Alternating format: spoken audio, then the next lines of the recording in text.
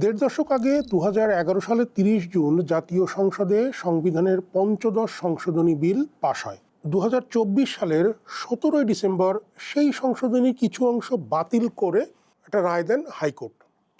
আজ হাইকোর্টের সেই রায় পুনর্বহাল রেখেছেন সুপ্রিম কোর্টের আপিল বিভাগ। পঞ্চদশ সংশোধনীর সবচেয়ে বড় যে বিষয়টি ছিল সেটা হচ্ছে তত্ত্বাবধায়ক সরকার ব্যবস্থা বাতিল। তত্ত্বাবধায়ক সরকার ব্যবস্থা বাতিলের পরে বাংলাদেশের রাজনীতিতে নানান ধরনের কথা এসেছে, নানান আন্দোলন হয়েছে। বিভিন্ন সময়ে তত্ত্বাবধায়ক সরকার ছাড়া যে নির্বাচনগুলো হয়েছে সেগুলো নিয়ে নানান ধরনের সমালোচনা, আলোচনা সব কিছু হয়েছে। 2024-এ আওয়ামী লীগ যখন ক্ষমতা হারায়, গণঅভ্যুত্থানে ক্ষমতা হারায়, তার ঠিক বেশ কিছুদিন পরেই ওই পঞ্চদশ সংশোধনী বাতিল চেয়ে একটি রিট হাইকোর্টে দেওয়া হয়। সেই রিটেই প্রথমে রিটটি করেন হচ্ছে সুশাসনের জন্য নাগরিক যে সংগঠন সুজন, তার সম্পাদক বদিউল আলম মজুমদার, আরও কয়েকজন সেই রিটে ছিলেন। ওই রিট আবেদন নিষ্পত্তি করে 2024 সালের 17 ডিসেম্বর পঞ্চদশ সংশোধনীর কিছু অংশ বাতিল ঘোষণা করে হাইকোর্ট। তবে সেই রায়ে রিটকারীরা পুরোপুরি সন্তুষ্ট হতে পারেননি, বিধায় তারা আপিল করেন। আপিলের রায় আজ ঘোষণা হয়েছে, যেখানে আপিল বিভাগ সুপ্রিম হাইকোর্টের সেই রায়টাকেই পুনর্বহাল করেছেন। এখন তত্ত্বাবধায়ক সরকার ব্যবস্থা যখন বাতিল হলো, পঞ্চদশ সংশোধনী যখন এর কার্যকারিতা এবং এটা নিয়ে সংসদের ভিতরে সংবিধান সংশোধন নিয়ে যে বিশেষ কমিটি করা হয় সেই কমিটিতে আলোচনা চললো, তখন কিন্তু তত্ত্বাবধায়ক সরকার ব্যবস্থা বাতিলের কথা প্রথমে ওঠেনি। এই কমিটি যখন তৎকালীন প্রধানমন্ত্রী ও সংসদ নেতা শেখ হাসিনার সঙ্গে দেখা করলেন, একটি মিটিং করলেন, তারপরে তত্ত্বাবধায়ক সরকার ব্যবস্থা বাতিল হয়। এবং সেই সময় অনেকেরই মনে থাকার কথা, প্রচুর আলোচনা, পত্রপত্রিকা, গণমাধ্যমে নানান ধরনের লেখা মতামত এসেছিল। বিএনপি তো একটা তীব্র বিরোধিতা করেছিল। এবং তত্ত্বাবধায়ক সরকার ব্যবস্থা বাতিল ছাড়াও পঞ্চদশ সংশোধনীতে আরও অনেক ছোটোখাটো অনেকগুলো বিষয়, প্রায় 55টা ক্ষেত্রে সংবিধানের সংযোজন, পরিমার্জন ও প্রতিস্থাপন করা হয়েছিল। 1972 সালে যখন বাংলাদেশে প্রথম সংবিধান প্রণীত হয়, তারপরে এই 2011 সালেই কিন্তু সংবিধান নিয়ে এত বড় একটা ঘষামাজা চলেছিল।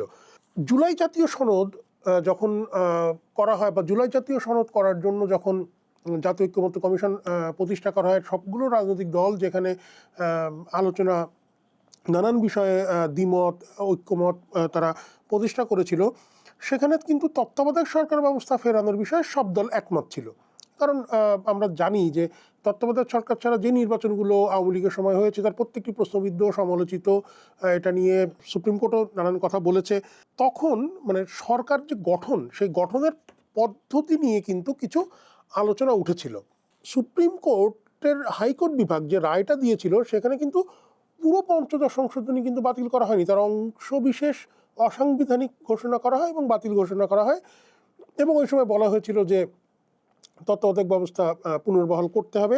আজকেও যখন আদালতের রায়ে সামনে এলো, তখন আইনমন্ত্রী আসাদুজ্জামানও কিন্তু বলেছেন যে পরবর্তী জাতীয় নির্বাচন, অর্থাৎ চতুর্দশ জাতীয় সংসদ নির্বাচন তত্ত্বাবধায়ক সরকারের অধীনেই হবে বলে তারা একরকমের প্রতিশ্রুতি দিয়েছেন। জুলাই সনদে যখন তত্ত্বাবধায়ক সরকার ব্যবস্থা নিয়ে নানান ধরনের কথা হলো, বেশ কয়েকটি বিকল্পও রাখা হয়েছিল। প্রথম ধাপের একটি বিকল্প ছিল যে প্রথম ধাপে রাজনৈতিক দলগুলোর প্রতিনিধিদের সমন্বয়ে একটা কমিটি প্রধান উপদেষ্টা নির্বাচনের চেষ্টা করবে।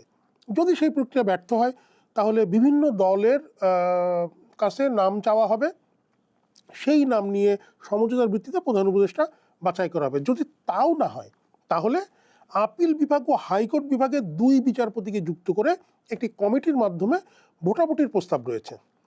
জুলাই সনদে আরও বলা হয়েছে যে এই সকল প্রক্রিয়া যদি ব্যর্থ হয়, তাহলে সংবিধানের ত্রয়োদশ সংশোধনীর বিধান অনুসরণ করা হবে।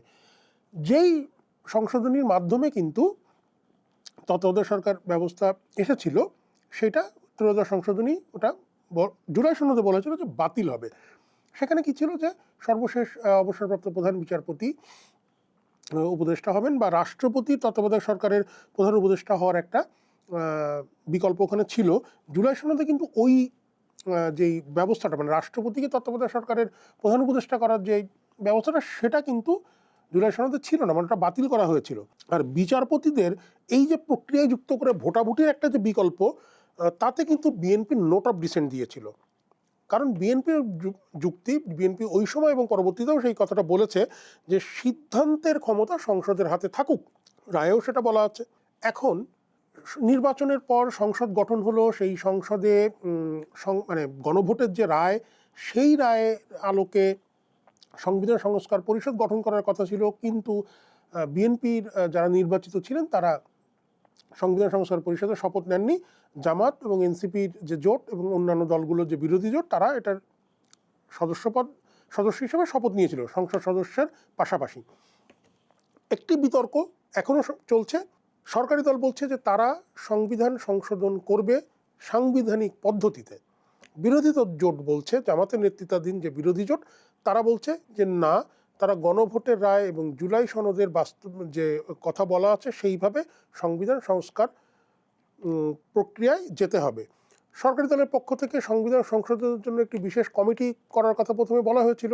সেখানে বিরোধী দল খুব একটা রাজি না থাকলেও এক পর্যায়ে বলা হয়েছিল যে ওই রকম কমিটি যদি হয় তাহলে সদস্য সংখ্যা অর্ধেক অর্ধেক দিতে হবে, মানে 50 ভাগ বিরোধী দলের 50 ভাগ সরকারি দলের, যদিও তাতে বিএনপি রাজি হয়নি।